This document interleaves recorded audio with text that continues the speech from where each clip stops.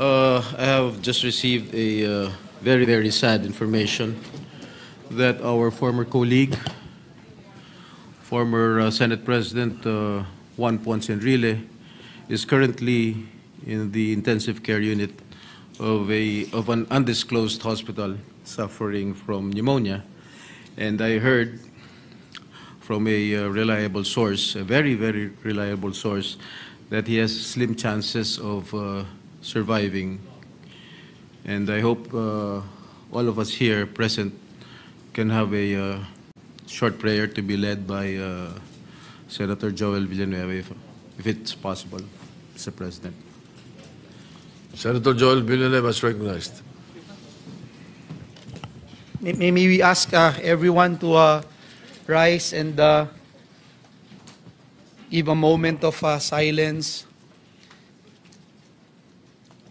Dakilang Diyos, Ama naming sumasalangit, kami pong lahat ay lumalapit, naninikluhod sa iyo, humihingi ng tawad sa anumang kasalanan na aming nagawa sa isip, sa salita o sa gawa.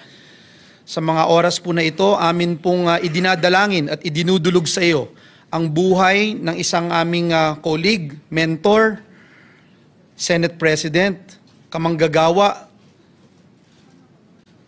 tagapaglingkod, naninilbihan para sa aming mga kababayan, Senator Juan Ponce Enrile. Ikaw, O Diyos, ang may hawak ng kanyang buhay.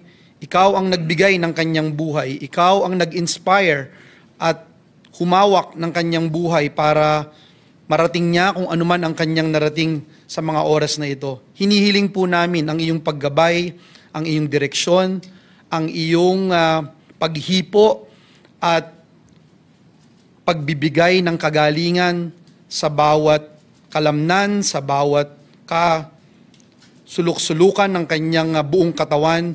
Hawakan mo po ito at hinihiling namin ang iyong intervention sa kanyang buhay.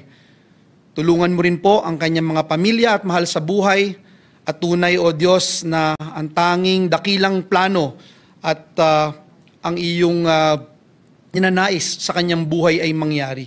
Kami pong lahat ay nagkakaisa at patuloy na inilalapit sa iyo ang buhay ng aming minamahal na Manong Johnny Ponce Enrile. Sa iyo pong lahat ng papuri at pasasalamat at kiniklaim namin, O Diyos, na ikaw ay patuloy na maluluwalhati at mapaparangalan sa buhay ng aming minamahal na Juan Ponce Enrile. Maraming salamat po.